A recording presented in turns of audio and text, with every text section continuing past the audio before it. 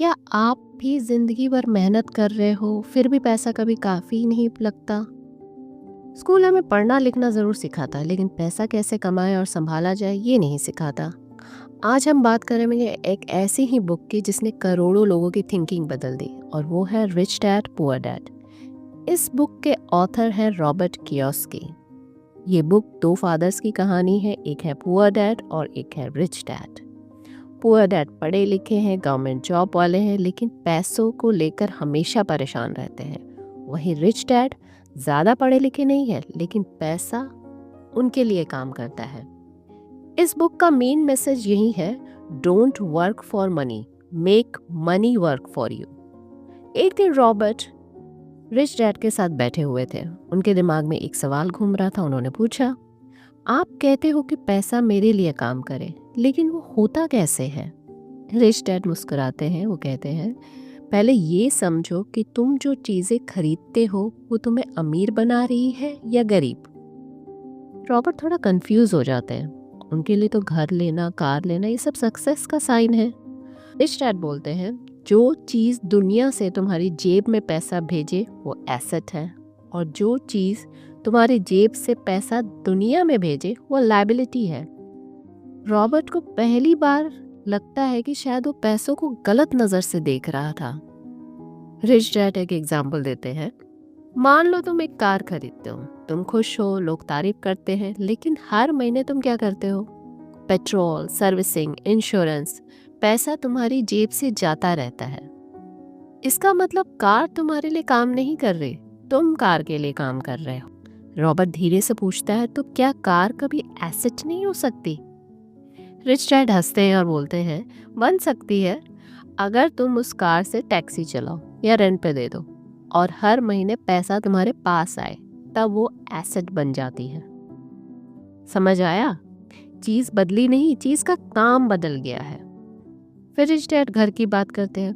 लोग कहते हैं घर सबसे बड़ा एसेट होता है, लेकिन अगर तुम उस घर में रहते हो और ईएमआई देते हो तो वो तो तुमसे पैसे ले रहा है, तो लायबिलिटी है, एसेट नहीं। वो शांत आवाज में कहते हैं, स्टेटस एसेट नहीं होता, कैश फ्लो एसेट होता है। रॉबर्ट पुअर डैड की बातें याद करते हैं, बेटा घर ले लो, लाइफ सिक्योर हो जाएगी। लेकिन रिच डैड कहते हैं, सिक्योरिटी का मतलब ये नहीं कि तुम जिंदगी भर पैसा देते रहो। अमीर लोग पहले एसेट खरीदते हैं, गरीब और मिडिल क्लास पहले लायबिलिटीज। इसलिए जब भी पैसा आता है, मिडिल क्लास सोचती है क्या नया खरीदें, अमीर सोचते हैं कौन सी चीज मुझे हर महीने पैसा देगी। अब जॉब से भी पैसा आता है, पैसा आते ही हम डर जाते हैं, डर भी आता है साथ में, अगर जॉब चलेगी तो क्या होगा, क्योंकि इतने सारे बिल पे करने हैं, इतनी सारी ईएमआईज हैं। इस डर के चलते इंसान ज्यादा काम करता है, प्रमोशन चाहता है, सैलरी बढ़वाना चाहता है। लेकिन जैसी ही सैलरी बढ़ती है, जिंदगी का साइज भी बढ़ जाता है, बिगर हाउस, बेटर कार और ज्यादा ईएमआई। रिच डैड धीरे से कहते हैं, सैलरी बढ़ने के साथ अगर खर्च भी बढ़ जाए तो तुम वहीं के वहीं खड़े रहते हो। सही है ना?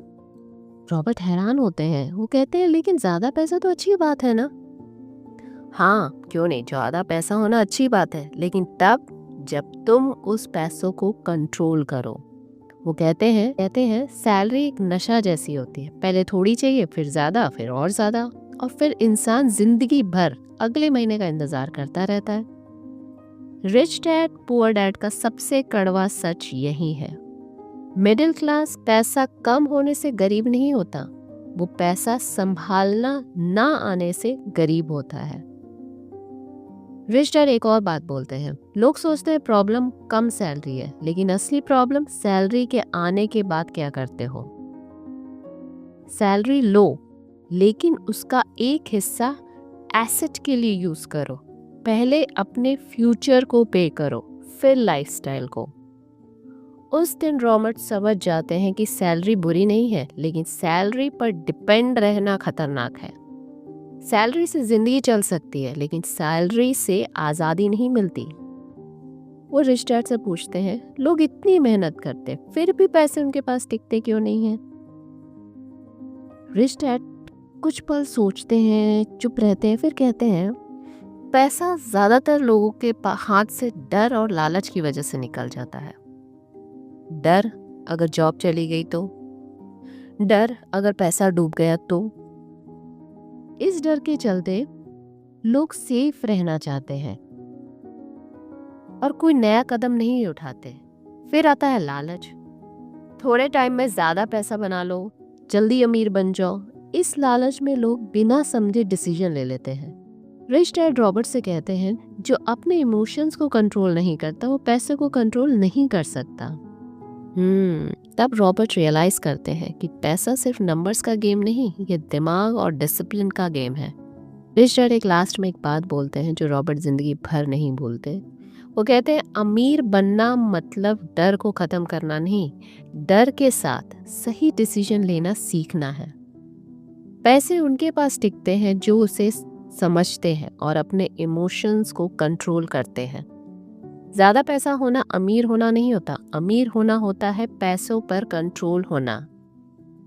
जब तक हम सिर्फ सैलरी के लिए जीते रहते हैं तब तक हम जिंदगी को बस सरवाइव करते हैं, लेकिन जिस दिन हम पैसा समझना शुरू कर देते हैं उसी दिन जिंदगी को डिजाइन करना शुरू कर देते हैं। ये बुक ये नहीं कहती कि जॉब छोड़ दो, ये कहती है कि आंखें खोल कर चलो। अगर आज आप अपनी सोच का एक छोटा सा हिस्सा भी बदल लेते हो तो कल आपकी फाइनेंशियल जिंदगी बिल्कुल अलग हो सकती है। और याद रखिए, पैसा सिर्फ उनके लिए काम करता है जो उसे समझने की हिम्मत रखते हैं। मिलते हैं अगले वीडियो में एक और किताब, एक और कहानी के साथ।